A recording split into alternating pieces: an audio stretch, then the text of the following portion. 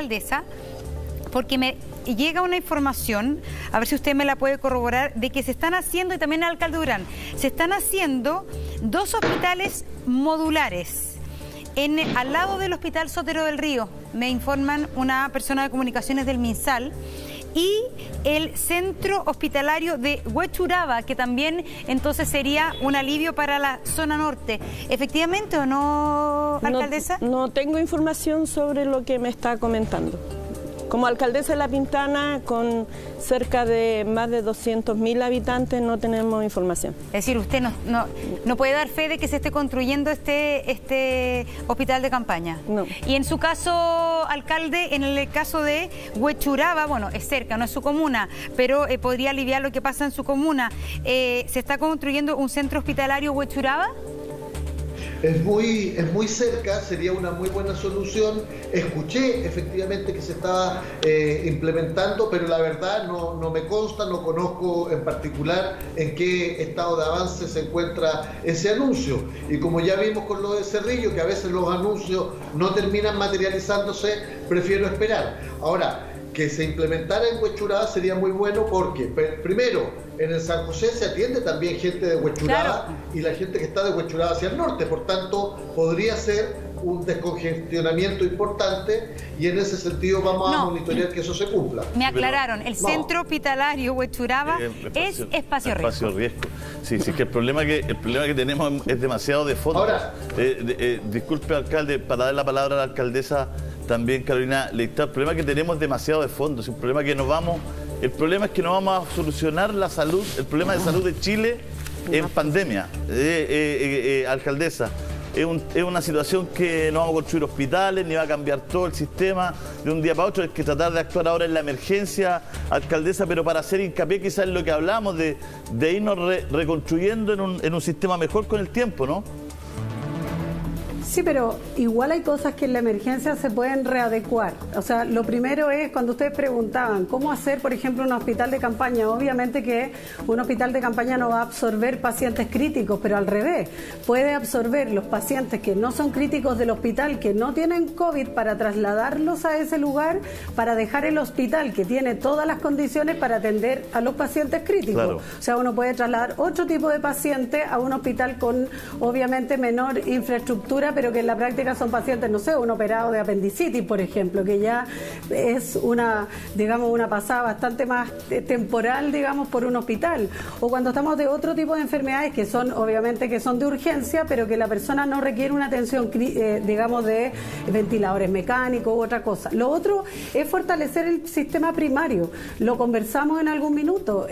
¿Cómo hacer, por ejemplo, las hospitalizaciones domiciliarias? Eso requiere recursos, obviamente, no es que nos traspasen a nosotros la responsabilidad y listo, pero se puede que personas que podrían ir a un hospital, hacerle una hospitalización domiciliaria para que esa persona no tenga que ir al hospital y ocupar una cama que podría servir a un paciente crítico. O sea, independiente de que hoy día la infraestructura es la que tenemos, yo entiendo que el Ministerio ha estado evaluando distintas alternativas y es lo que además nosotros tenemos disposición también a colaborar, a implementar, siempre y cuando se nos entreguen los elementos y por supuesto los recursos para poder hacerlo. Claro. Pero hay que actuar en directo, digamos, con este problema. Ahora, lo que plantea Gloria es una situación muy desesperada para ella y yo entiendo el estrés que ella puede tener hoy día de ver, porque cuando uno está viendo las cosas que están pasando, a nosotros nos pasa muchas veces decir, oye, cuando una persona llega y dice que no tiene que comer, hay una impotencia, porque uno dice, bueno, ¿cómo lo hacemos? ¿Cómo el municipio organiza un sistema para que esas personas no pasen por esa situación? Pero en el tema de salud es mucho más complejo porque las soluciones no siempre están en las manos de las personas que están trabajando directamente. Yo entiendo el estrés de Gloria debe ser tremendo y más bien la idea es ayudar a Gloria y a todos los funcionarios de salud a resolver este problema con todas las herramientas que tengamos hoy día y mañana podremos hacer la conversación de quién no hizo la pega. Y ojo, en el tema de los hospitales la inequidad se vuelve a repetir y de alguna manera se vuelve a todo lo que hemos hablado siempre, lo ha dicho también la Claudia, Gonzalo y otros, respecto de la inequidad de nuestras ciudades, oye, y de nuestro país, porque si nosotros en Santiago reclamamos por el sistema hospitalario, vámonos a regiones y ahí sí que tenemos problemas incluso aún mucho más graves y mucho mayores. Alcaldesa, denos solo un segundo. De eso precisamente hablábamos, no vamos a solucionar el problema de la inequidad de la salud chilena y la construcción de hospitales en estos días, pero sí se puede actuar en virtud de la emergencia rápidamente. Y para hablar de eso, Monse, se nos une un panelista más que tengo entendido que tú sabes quién es, porque yo ya ni lo reconozco. Sí, yo tampoco lo reconocí, pero me lo soplaron. El doctor José Miguel Bernucci, del Colegio Médico. Estamos aquí tratando de dilucidar, José Miguel, el tema de la disponibilidad de hospitales, de camas críticas, porque hay distintas versiones. Está el espacio riesgo, que nos explicaron que no es de camas críticas, pero está la zona norte de nuestra capital colapsada, tiene solamente el Hospital San José. Entonces nos dicen, por un lado acá, me acaban de decir del Ministerio de Salud, que está el centro de Huechuraba, que eso debería descongestionar el Hospital San José. ¿Está sirviendo o no está sirviendo de algo el espacio riesgo? Sí, hola, ¿me escuchan? Hola, buenos días, sí. Sí. Mira, lo que hay que comprender es que el problema hospitalario que se está generando es un problema de flujos. Cuando llegan las personas a consultar a la urgencia y cierto porcentaje de esas personas se hospitaliza, esas personas que se hospitalizan pueden ir a una unidad crítica directamente, a un intermedio o a una cama básica que se llama, que generalmente son camas de pacientes que no están tan graves pero que sí requieren tratamientos de hospitalización. Y dentro del hospital, los pacientes críticos, cuando ya se les pasa su estado crítico, tienen que salir a un intermedio, y los pacientes que están en intermedio tienen que salir a una cama. Entonces se genera un flujo de pacientes que es lo que permite, por ejemplo, que la urgencia pueda seguir atendiendo. El problema que nos pasa es que con el COVID los pacientes están en promedio 14 a 20 días, algunos hasta 28 días en la UCI, y eso genera el primer cuello de botella. El segundo, que cuando tenemos llena la UCI, tampoco la urgencia puede derivar directamente hacia allá. Si tenemos llenos los intermedios, los UCI no pueden sacar los pacientes, y si tenemos llenos de hospitalizados, los de intermedios no pueden salir. Entonces se forman distintos cuellos de botella, y ahí es donde se empieza a generar el colapso y se empieza a generar el atolladero en los servicios de urgencia. Al no poder hospitalizar los pacientes quedan hospitalizados en los servicios de urgencia, y ahí reciben no los mejores tratamientos, y generalmente se pueden empezar a complicar. Y eso es lo que pasó, por ejemplo, en España, en Italia, y es lo que nos pasa en algunos inviernos acá, y es lo que está sucediendo ahora en algunos hospitales de Santiago.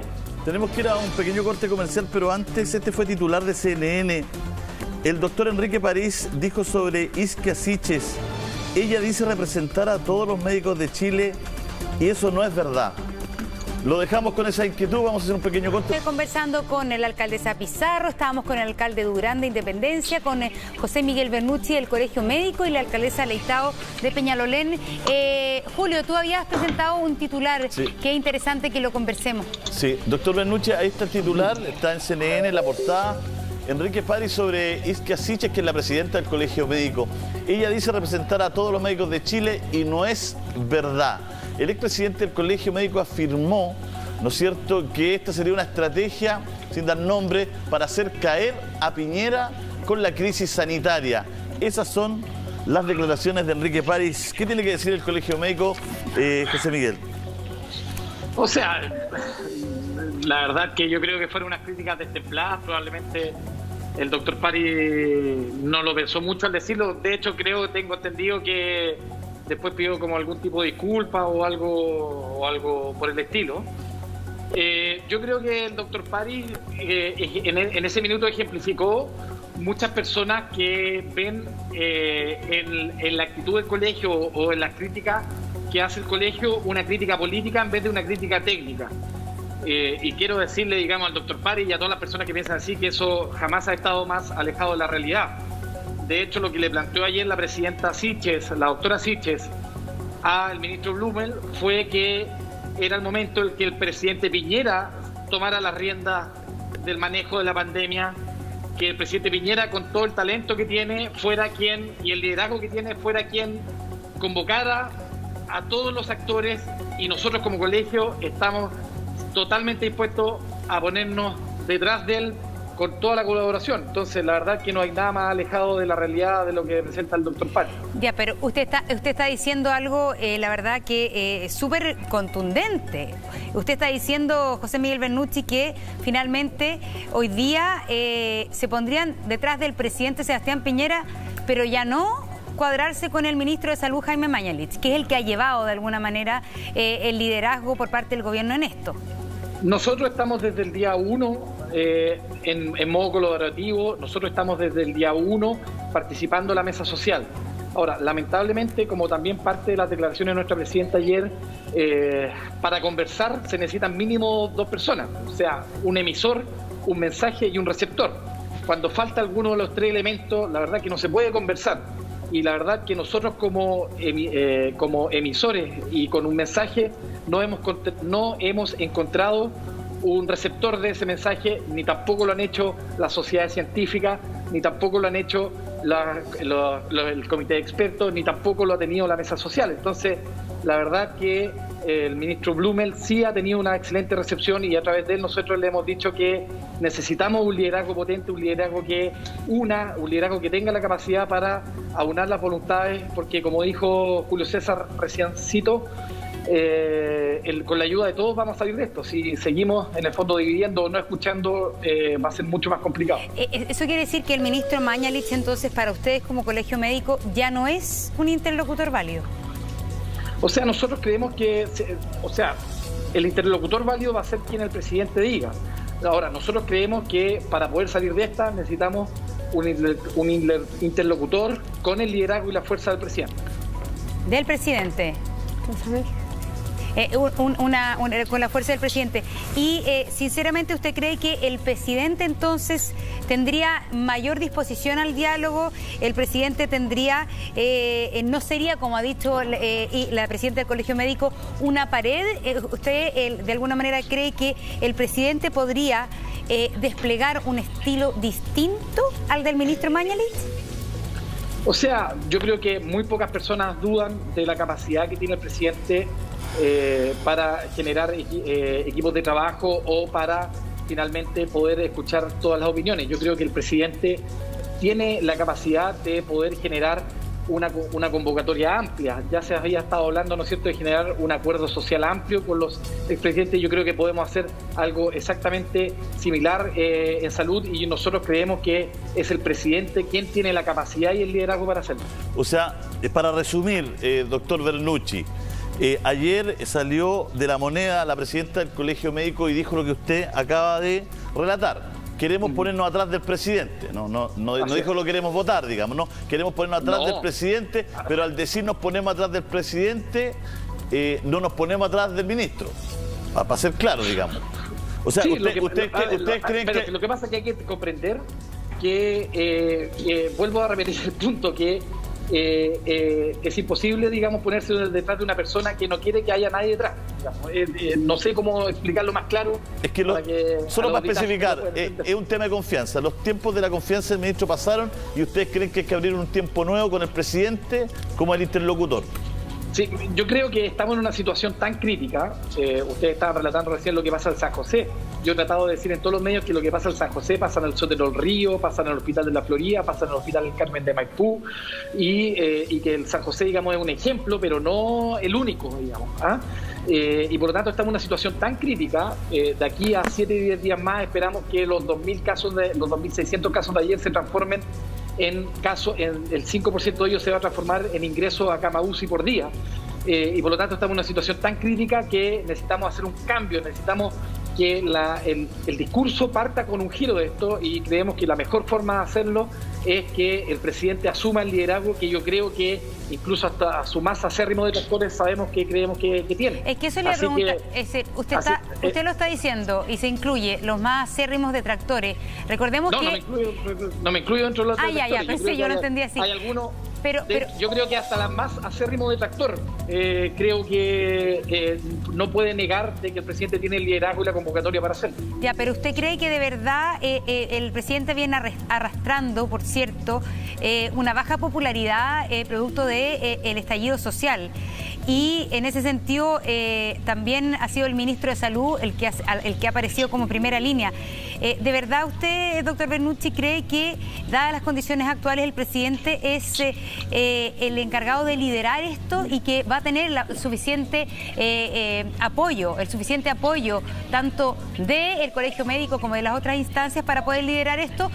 Respóndame a la vuelta porque ya viene informe en La Moneda. Ya. Fundamentar con datos que eran noticias falsas según su versión. Bueno, pero lo importante de hoy es que se mantienen los casos sobre los 2.500, que es una cifra que hay que bajar a como dé lugar, y ahí toda la ciudadanía tiene que estar conectada y con conciencia y en una sola línea.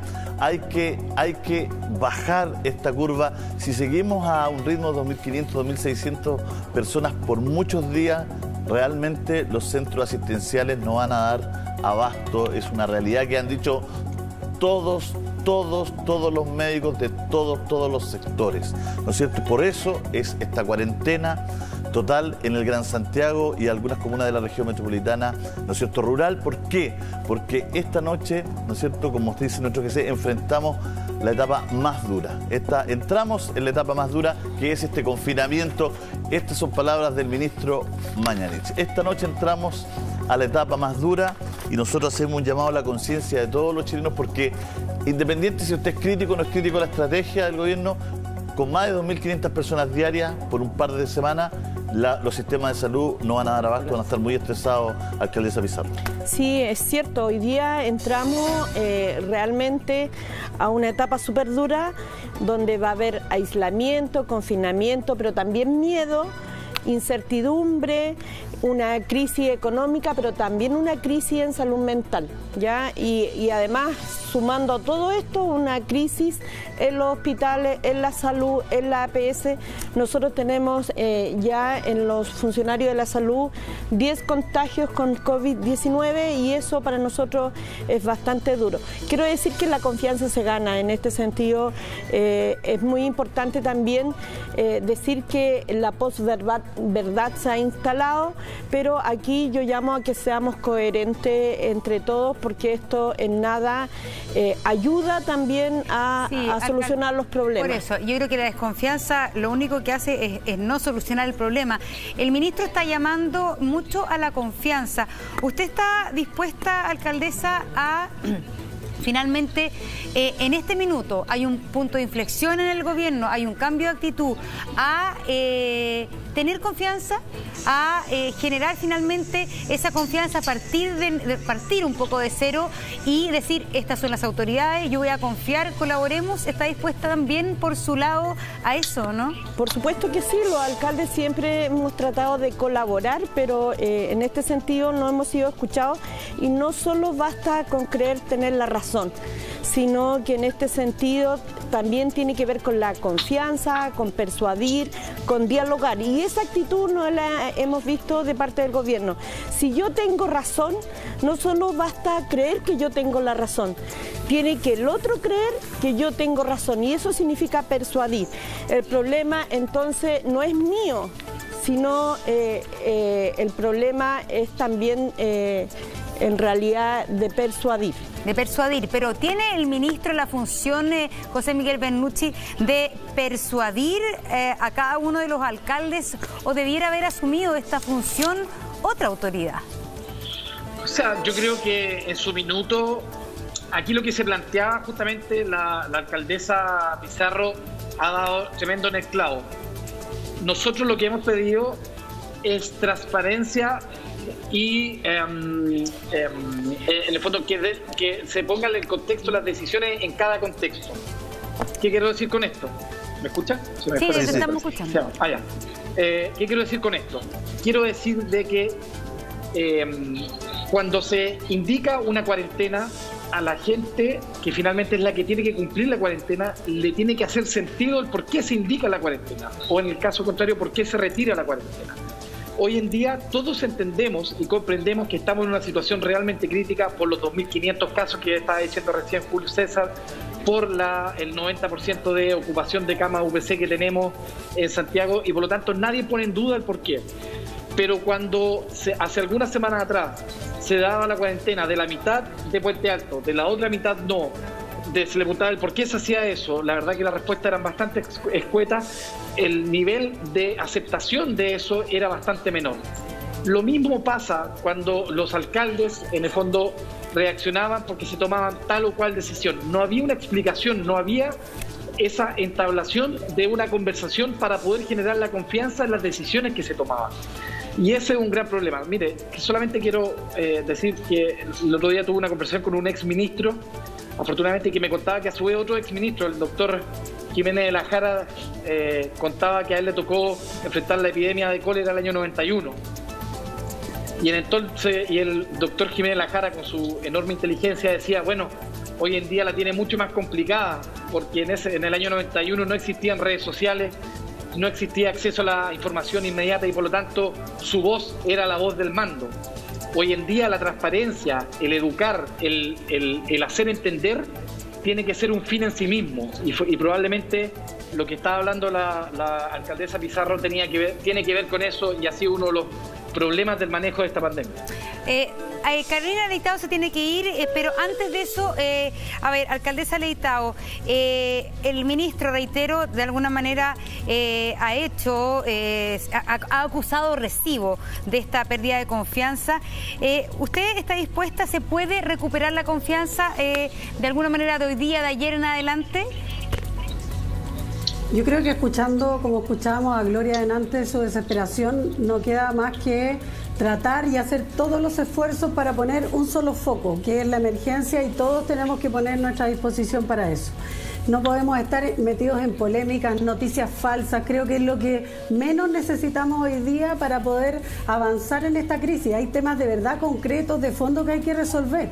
Entonces yo pondría el foco ahí, y un poco también hoy día tenemos familias que están sufriendo muchísimo por la pérdida de sus familiares, donde ni siquiera los pueden despedir. O sea, ese es el foco de la discusión hoy día. El tema económico, lo decía el ministro, viene en los momentos más difíciles, ya está siendo difícil para muchas familias y lo va a hacer estos próximos probablemente 15 días desde el punto de vista de la cuarentena, pero además por mucho tiempo más de los efectos que esto tiene. Así que pero la disposición hay que tenerla, para escuchar de ambas partes. Yo acojo lo que dice el ministro, pero que él ponga, y el gobierno de su parte también, para escuchar y hacer este trabajo de colaboración, no de competencia, ni tampoco estar haciendo polémica una vez cada 2 días. ¿Pero siente o percibe o le ha tocado un cambio de actitud o aún no?